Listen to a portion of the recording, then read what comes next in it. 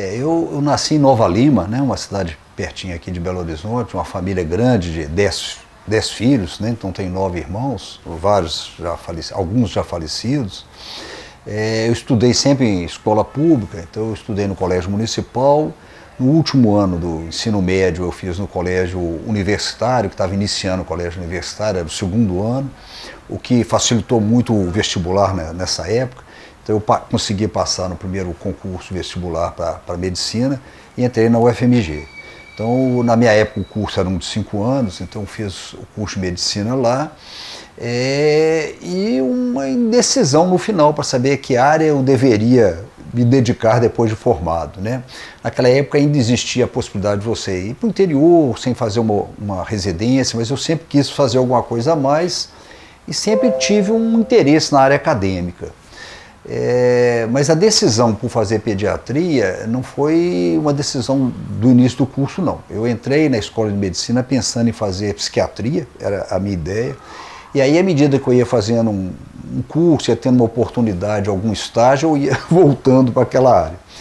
Quase virei um anestesista, mas quando eu fiz pediatria e a gente fazia o contato na minha época com pediatria, era só no final do curso, era no último ano, aí eu me envolvi com isso, né? Eu percebi que eu gostaria mesmo de ter uma atividade profissional onde eu pudesse ter contato com as pessoas, ouvir as pessoas, poder conversar, poder atuar de uma forma, vamos dizer assim, uma interação maior. Então isso, quando eu fiz pediatria, que já era lá no último ano, aí eu passei a achar que aquilo seria a área mais interessante para eu trabalhar. Tive ótimos professores, né? Assim, o Zé Américo, que é um colega da academia, foi um dos meus professores, foi muito importante. O professor Renio Leão foi uma outra figura extremamente importante. O professor Roberto Assis foi também uma das pessoas assim, muito importantes nessa decisão, Elmo Pérez. E aí eu resolvi fazer pediatria. Então, para fazer pediatria, eu fiz o concurso para residência lá no Hospital das Clínicas, fui aprovado e fiz residência lá de pediatria. Era uma fase ainda bem mais antiga da pediatria. Pediatria a gente ainda tinha um catedrático, que era o professor Berardo Nunan. Logo depois, acabando, nessa época de acabar a cátedra e virar a chefia. Então, eu ainda tive esse contato com essa fase diferente da pediatria. Era uma pediatria pequena, né? Na época, eram poucos professores, e aí eu fiz a residência lá. Durante essa minha residência, tinha um professor, José Silvério Santos Diniz, que foi acadêmico, que eu estou substituindo a cadeira dele, né? Ele tinha ido para São Paulo para fazer o primeiro curso de nefrologia, assim, alguém lá do departamento mexendo com isso. E como o meu desconhecimento na área da nefrologia era grande, eu resolvi que a hora que ele voltasse, ele ficou 1 mês e pouco só em São Paulo, falei, eu vou me acoplar a esse professor para aprender alguma coisa. Como ele era um indivíduo extremamente cativante e agregador, eu comecei a trabalhar com ele e aí durante a minha residência nós montamos um ambulatório para atender os egressos de nefrologia que estavam internados, né, naquela época. A gente tem que lembrar que a medicina era bem diferente, se internava muito mais pediatria do que se interna hoje, por desconhecimento científico geral da medicina, por uma inexperiência da medicina da pediatria aqui em Minas Gerais em algumas áreas. De qualquer forma, então eu me associei em termos assim, né? Eu passei a ser um discípulo do Zé Silvério e terminei a residência de pediatria. Comecei a trabalhar como pediatra em alguns locais de Belo Horizonte. E aí logo depois nós montamos uma clínica, tem alguns da academia que nós montamos uma clínica que se chamava Menimed, né? Uma experiência diferente no bairro Cruzeiro, onde a gente atendia e dávamos plantão lá noturno, uma coisa que não caberia existir hoje, mas naquela época aquilo era viável. Eram alguns consultórios, nós não tínhamos internação, a gente fazia só atendimento. Quando era? Isso foi 75, né? 74. Então era eu e o professor Borato, que éramos R2, nós fomos colegas de turma e fizemos residência junto. fomos colegas de quarto de residência, e com os R1s, que é o Eduardo, o Tavares e mais alguns outros, que o Eduardo é da academia. Aí nós fizemos essa clínica, ficamos um tempo grande trabalhando nessa área, e aí, paralelo a isso, surgiu uma primeira oportunidade, quando eu tinha terminado a residência, de fazer uma substituição de um professor, que era a professora Marta Alice Venâncio, que tinha tido uma licença para maternidade. Então foi a minha primeira experiência como docente, que foi muito interessante, e isso me motivou muito para essa área, né? Eu já tinha algum interesse, surgiu essa oportunidade, fiz essa substituição. A partir daí eu fui fazendo algumas, vamos dizer, substituições informais. Essa foi uma substituição formal. Fui fazendo algumas substituições informais, e aí em 75 a universidade, quer dizer, o departamento de pediatria teve uma expansão. Então entramos 4 primeiros professores nessa primeira abertura, né, por um concurso. Então eu, o Eduardo Tavares, a Marisa Roquete e a Maria Lúcia. Então fomos 4 primeiros professores. Aí começamos uma experiência docente, e daí a coisa foi num crescendo. Então eu fiquei esse tempo todo me dedicando ao departamento de pediatria. E eu nunca fui um professor de dedicação exclusiva. Você tinha essa opção, você ser DE ou não DE. Eu nunca quis ser um professor DE, porque eu sempre tive um interesse em fazer clínica, assim, atender o paciente num outro ambiente, tá?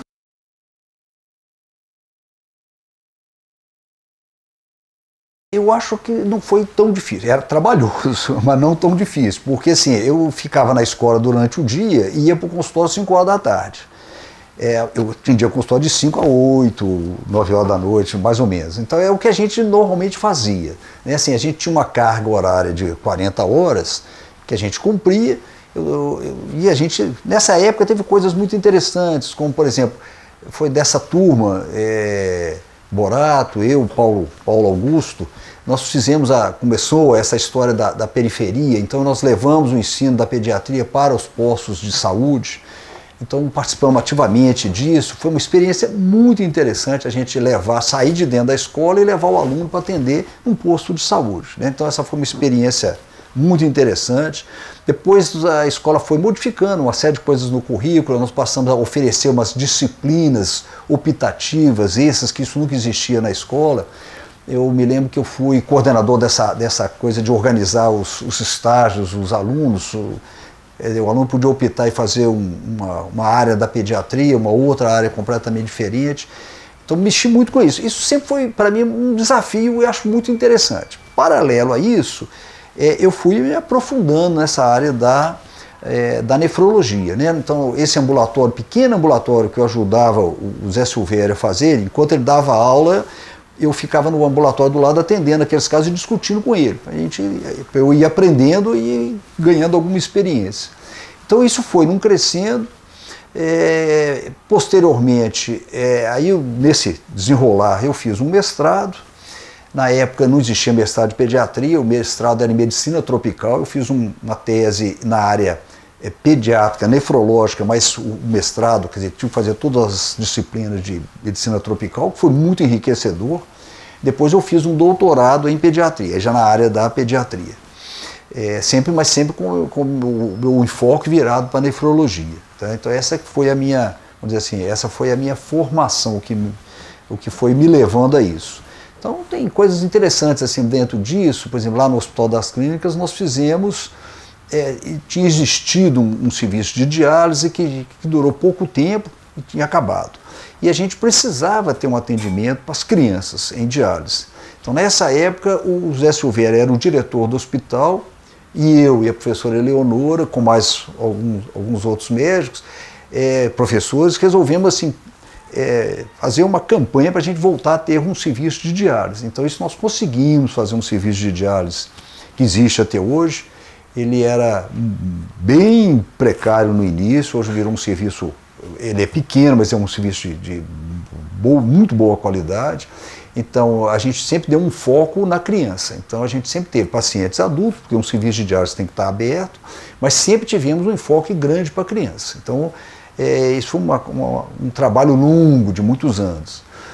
Junto com isso, na escola existiu uma época onde existiam assim, as especialidades chamadas, e a gente chamava de grupos. Então tinha um grupo da cardiologia, um grupo da pneuma e a gente tinha um grupo da nefrologia, que a gente chamava de grupo de rim, e eu abreviado como GRIM, né? Então todo mundo conhecia como GRIM, com reuniões periódicas, assim, semanais, onde se discutiu os casos, discutiu a parte científica mesmo. Isso foi muito interessante, porque permitiu a especialização, o conhecimento para várias pessoas. Alguns se dedicaram à nefrologia, outros não. Nesse desenrolar, quer dizer, por algumas vezes o Silvério foi fazer algum curso fora, eu fiquei na coordenação desse grupo. Depois, quando ele aposentou, eu passei a ser o coordenador até que eu aposentei. Até a minha aposentadoria eu fui o coordenador. Então nós fizemos, nessa história toda, conseguimos criar uma residência de nefrologia ampla, era residência de nefrologia de adultos. Apesar de eu não ter uma formação de adultos, a parte nefrológica você acaba tendo que fazer, parte pediátrica e de adulto. Eu fui coordenador da residência de adultos, também, quer dizer, a residência geral de nefrologia, incluindo adulto e criança. Depois, agora, mais no final, conseguimos fazer uma área de especialização em nefrologia pediátrica, né? Uma sub-área, depois que o residente fez pediatria, ele pode fazer um concurso para fazer nefrologia pediátrica, são 2 anos. Então, com isso, o que aconteceu? Conseguimos dar uma divulgação na nefrologia. E como a medicina ela vai sendo muito, o desenvolvimento técnico vai crescendo muito, né? É preciso que a gente tenha essas áreas mesmo, quer dizer, não pode perder o foco no geral, na criança, mas a gente tem que ter umas áreas assim de muita, vamos dizer assim, de algumas áreas mais especializadas, porque a criança precisa disso, né?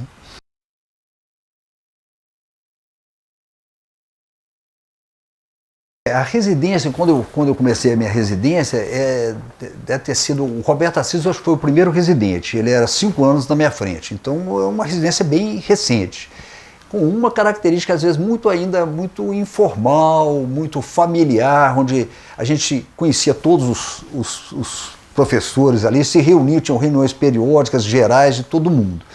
Me lembro muito, por exemplo, do Roberto Assis como um professor que tinha um grupo de discussão que ele fazia no final da tarde, que era o diagnóstico diferencial, onde se discutia todas as possibilidades frente a uma criança. Então isso era uma coisa extremamente importante que enriquecia todo mundo.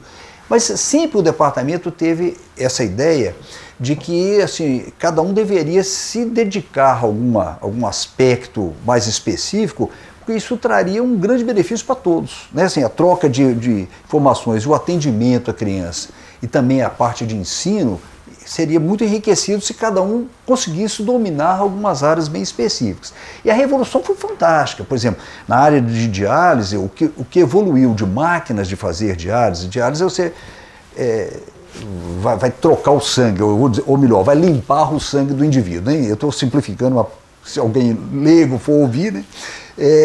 Então a gente tinha no início uma que a gente chamava de máquinas de tanque, era uma máquina precária, onde você tinha que diluir a solução que iria ter contato através de uma membrana com o sangue, com a pá de madeira. Você punha aquilo dentro de uma máquina, tipo um tanque grande, e mexia aquilo. Então o filtro era muito precário, ele rompia. Isso teve uma evolução fantástica. Hoje a gente tem máquinas de diálise altamente evoluídas, assim, onde você pode fazer uma diálise numa criança com 3 quilos, 2 quilos de peso, quer dizer, você tira um tanto de sangue, ele roda, volta, sem prejudicar aquela criança. Então, essa evolução técnica foi muito grande nesse período, sabe assim, antigamente, por exemplo, fazer biópsia renal era uma coisa complexa, fazer umas determinadas radiografias para pesquisar defeitos na bexiga e se a bexiga está fazendo com que a urina volte, o radiologista do Hospital das Clínicas não fazia. Nós, os residentes e pós-residentes, é que fazíamos esse exame. Só tinha um técnico para bater a chapa, né? O resto era a gente que fazia. Isso tudo foi tendo uma evolução muito grande, muito interessante. Assim, a gente conseguir ver isso, essa evolução, e agora olhar para trás como é que a coisa cresceu, né? Eu tenho uma preocupação. A preocupação que eu tenho assim, a medicina ela foi evoluindo de uma determinada forma, tornando às vezes um pouco mais tecnicista. Paralelo a isso, eu acho que o mercado de trabalho também favoreceu muito ou contribuiu muito para isso. Ou seja, o mercado de trabalho, com vamos dizer, a diminuição do chamado consulta de consultório, com paciente particular, virando todos de convênio, como o valor da consulta não é tão alto, isso faz com que vários médicos tenham que atender um volume maior no mesmo tempo. Então, com isso, você conversa menos com o doente. Eu sou da fase antiga, então eu converso muito. Eu falo muito, eu procuro ouvir os pacientes, quer dizer, eu não atendo quase nenhum convênio, quer dizer, eu tenho uma frequência de atendimentos para convênio muito pequena, muito resumida, mas assim, eu acho que a regra ou o que está à moda, o alerta atual, é slow medicine. Quer dizer, você ao invés de fazer essa medicina fecha e correndo, o que está se tentando apregoar e tentando transmitir para a turma nova é que você escute, quer dizer, você faça uma medicina mais devagar. Quando você faz uma medicina que você ouve, escuta, entende o que está acontecendo, você vai provavelmente prescindir de vários exames, quer dizer, você vai poder agredir muito menos aquele menino. A consulta pediátrica eu considero uma situação de extrema agressividade à criança. Né? A criança está em casa brincando, a mãe pega, leva no consultório, ele não sabe o que está fazendo. Um adulto, você está sentindo alguma coisa, você estou com a dor no peito, vou procurar um médico. O menino está lá só incomodado, e incomodado a mãe ainda agarra e leva no pediatra. Estou falando a mãe porque, em geral, é a mãe, apesar de ter melhorado muito. Né? Há vários anos eu só faço nefrologia pediátrica, o que ainda é uma situação que eu acho ainda mais agressiva para a criança, porque o contato com o pediatra ele vai tendo, ele conhece aquele pediatra. O nefrologista pediátrico ele vai poucas vezes ou vai para resolver uma questão específica, às vezes com alguma gravidade, onde a mãe está muito tensa, o pai está muito tenso, a avó, quer dizer, a família toda está muito preocupada com aquilo. Então é preciso saber ouvir. Como compatibilizar a medicina atual com isso é que é a grande dificuldade. Eu não tenho a resposta, mas eu acho que assim, mesmo você tendo que atender num tempo menor, dá para a gente, se a gente estiver atento a essa questão de ouvir, que eu acho que medicina é muito mais ouvir do que fazer qualquer coisa, né? Eu aprendi uma frase que eu guardo, que é do Enio Leão, que ele fala assim, o importante em medicina não é o diagnóstico, é a conduta. Então você tem que saber conduzir aquele caso para tentar ajudar ao máximo o paciente e a família, ao invés de tentar fazer um diagnóstico bonito, que só serve pela beleza, do diagnóstico e não pela resolução. Tá?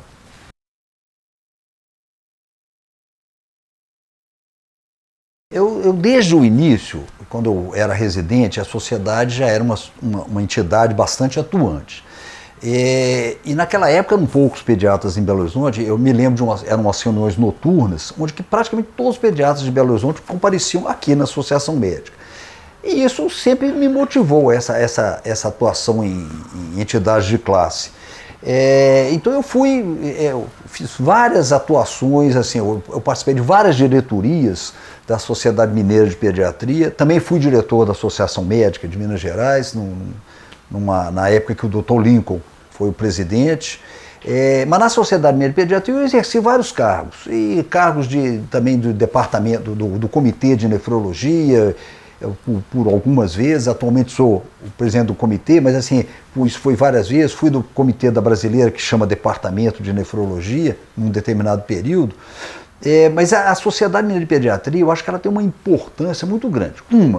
De conseguir congregar os pediatras. É muito importante, eu fico imaginando, assim, o pediatra que vai para uma cidade do interior pequena, ele fica muito só, muito solitário, e a sociedade traz para ele uma possibilidade de atualização, de convívio, né? Então eu vejo isso assim nos congressos que a Sociedade Mineira de Pediatria patrocina, organiza, isso é uma oportunidade muito grande de conhecimento e de entrosamento.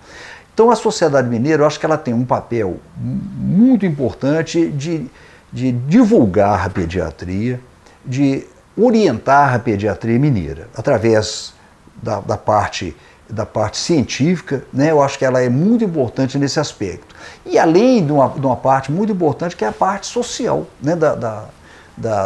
Quer dizer, para a sociedade, o papel da pediatria, da Sociedade Mineira de Pediatria para a sociedade. Eu fui presidente então, em 2001, 2002, se eu não me engano, ou 2000, 2001, não lembro direito as datas. Foi uma época em que nós mudamos a logomarca da sociedade, era uma logomarca que a gente chamava de A Criança de Trança. Contratamos na época uma assessoria de imprensa e pensamos bem, tentamos dar uma modernizada na sociedade, começando com a parte da internet na sociedade, foi lá na época da minha gestão. E assim, mas a gestão é sempre uma continuidade, quer dizer, o que me antecedeu fez uma série de coisas, o que foi depois também, eu acho que assim, o que é uma coisa interessante é que não tem uma disputa de poder dentro da sociedade, quer dizer, tem uma continuidade, sempre tentando melhorar o que o outro já fez para que a gente possa crescer. Então, eu acho que a Sociedade Mineira de Pediatria é uma entidade extremamente importante para a nossa sociedade, né? A gente tem que estar sempre tentando ajudar e fazer ela crescer. Ela cresceu, tem cursos específicos, né? Assim, então é uma sociedade muito interessante, muito importante, que contribui muito. E faz parte dessa coisa maior que é a associação médica, né? Então eu acho que isso é uma coisa muito importante.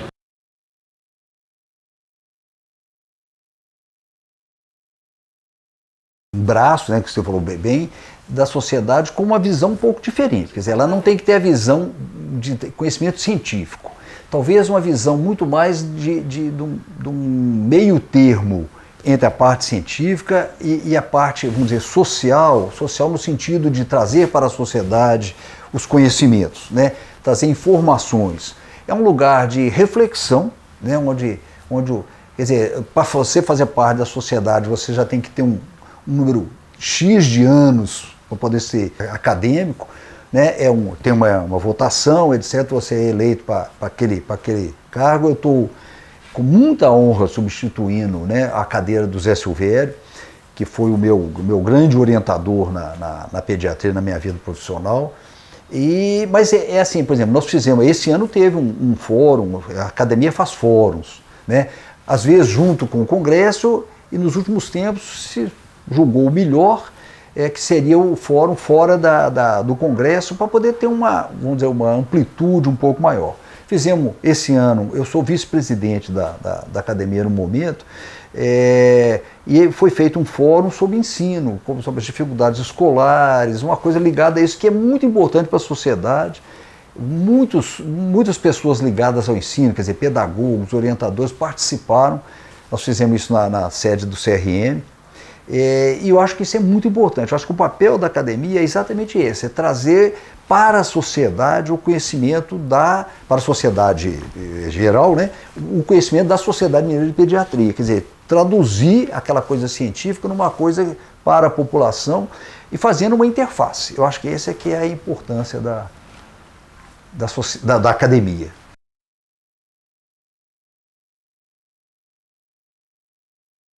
Aumentou muito o número de escolas de medicina. Então você solta no mercado um número grande de médicos sem ter, na verdade, a infraestrutura para aqueles que querem fazer uma residência. E, na verdade, hoje, quer dizer, de bons anos para cá, qualquer aluno de medicina ele vai ter que fazer uma outra área, uma residência.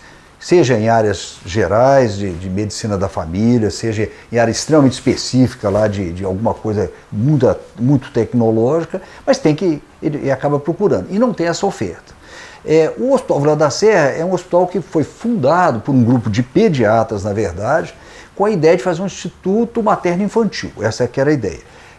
Mas todo hospital você não consegue se limitar a isso, então é um hospital que cresceu, então o paciente que está lá, a mãe ou o menino, precisa de cirurgia, ele precisa de neurologia, então isso vai virando um hospital mais amplo. Então o Hospital Vila da Serra é um hospital com um foco materno-infantil, mas com uma área maior. E dentro disso, nós vislumbramos, aí fui eu e Sabino, a possibilidade de se traduzir em ensino. Quer dizer, por que não aproveitar isso e permitir o aluno para participar? A primeira experiência foi com um estágio extracurricular para alunos de medicina, e nós tínhamos imaginado, abrimos um concurso para o aluno poder participar lá, achamos que na nossa conversa era, será que vai ter algum aluno interessado? 30 alunos, 40 alunos. Abrimos um concurso, apareceram 670 alunos de medicina. Tivemos que mudar toda a estrutura, fazer uma baita de um programa de provas em outros lugares, uma loucura. Percebemos que, e isso foi muito importante para que todos os médicos pudessem entender assim, que além de medicina, você é médico, mas você é sempre um professor. Quer dizer, você está ensinando para a família, você está ensinando para o seu colega. Então, a gente tem que mudar isso, quer dizer, todo mundo pode contribuir. Foi essa a ideia. Fizemos isso durante 2 anos, aí passamos a fazer um internato e uma especialização, desculpa, e aí a partir daí nós passamos para a residência. Fizemos a proposta, né, a gente tem que se submeter ao MEC, fomos aprovados, nós temos 6 residências MEC e um curso de especialização. Dentro dessas residências a gente tem uma residência de pediatria, que eu acredito que esteja indo muito bem. Como eu sou parte interessada, não posso fazer o autoelogio, mas acho que está funcionando muito bem. A gente tem cada dia crescido mais um pouco, reorganizado.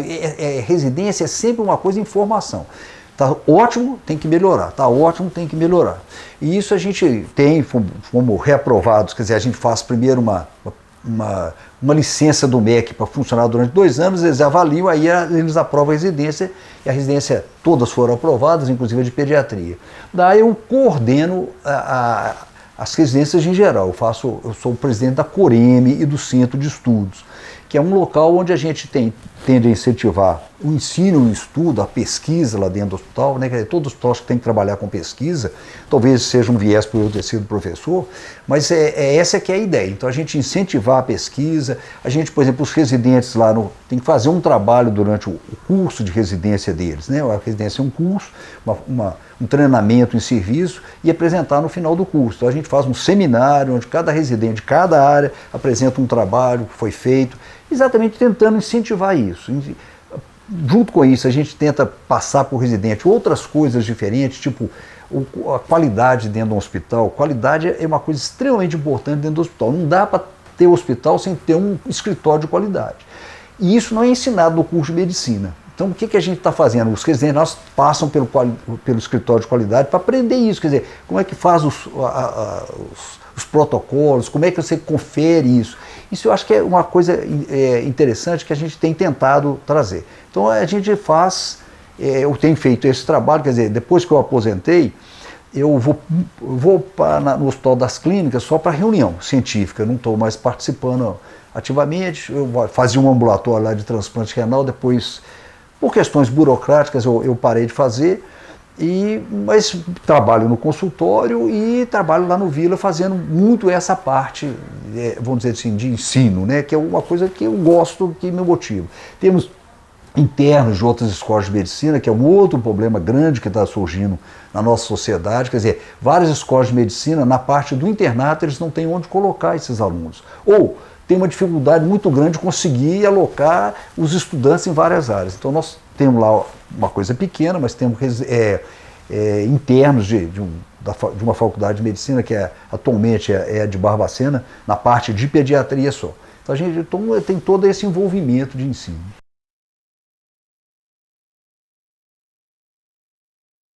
É um grande desafio, porque o terceiro ano, eu acho que ela é muito importante, mas o terceiro ano ele exige uma série de outras coisas que as residências, na verdade, não tem como oferecer. Então a gente tem residência de 3 anos atualmente aqui, só no HC, né, que eu saiba é só lá. E seria uma coisa obrigatória a partir desse ano, ficou mais ou menos em segundo plano, até que essas coisas consigam se adaptar. Que a gente tem dificuldades muito grandes, por exemplo, onde colocar um aluno de pediatria que eu falo, um aluno de residência de pediatria, fazendo a parte psiquiátrica. Isso faz parte do terceiro ano, e isso é difícil. Então, assim, lá no Vila a gente tem um estágio, onde o pessoal mexe com alguma coisa nessa área, mas existe uma limitação muito grande se isso for cobrado de todas as residências. Então, por isso é que ainda está em 2 anos, quer dizer, esse eu citei um exemplo só, mas é uma coisa muito importante, eu acho, a gente crescer para o residente sair mais bem formado.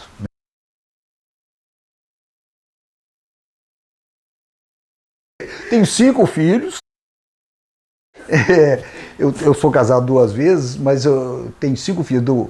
Os 3 mais velhos não fizeram a área de medicina, uma fez geografia, mexe com o meio ambiente, outra é jornalista, o outro fez sociologia. Tenho 2 filhos mais novos, de 13 anos, são gêmeos, um casal, Pedro e Clara, que ainda estão na fase bem inicial, né? Ainda estão, não sabem o que vão fazer, claro, né? Nessa idade a gente não pode querer. E a minha esposa é pediatra, neonatologista, que é a Ângela, que é da atual diretoria aqui da sociedade, mas mexe com neonatologia. Tá? É só para dar essa pincelada. Né?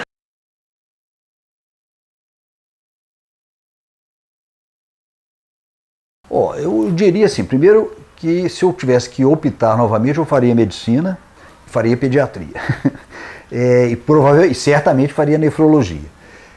Eu acho que é uma profissão fantástica, fantástica.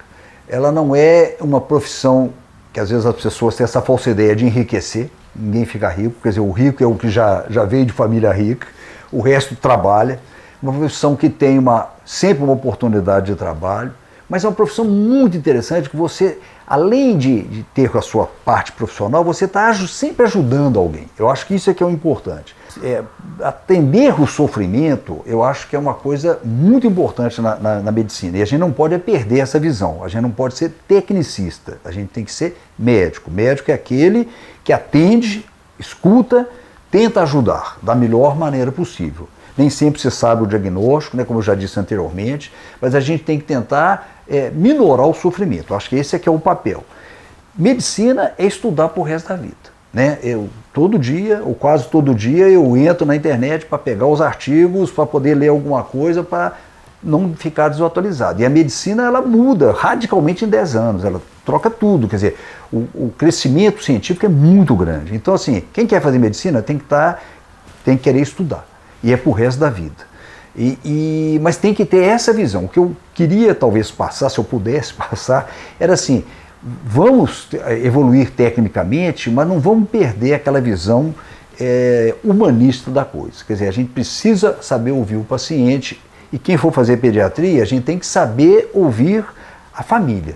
A família é um núcleo ali, quer dizer, o menino é um produto daquela história lá, né? Quer dizer, o menino é uma antena, ele percebe que alguma coisa está errada dentro da casa, e se a família está muito tensa por uma doença que às vezes nem justificava, mas isso passa para aquela criança. Então a gente tem que estar muito atento a isso, tentar entender a agressão que é um atendimento pediátrico para aquela criança, ela não consegue muitas vezes entender o que está acontecendo, e a gente precisa minorar isso ao máximo com esse objetivo, de tentar sempre ajudar.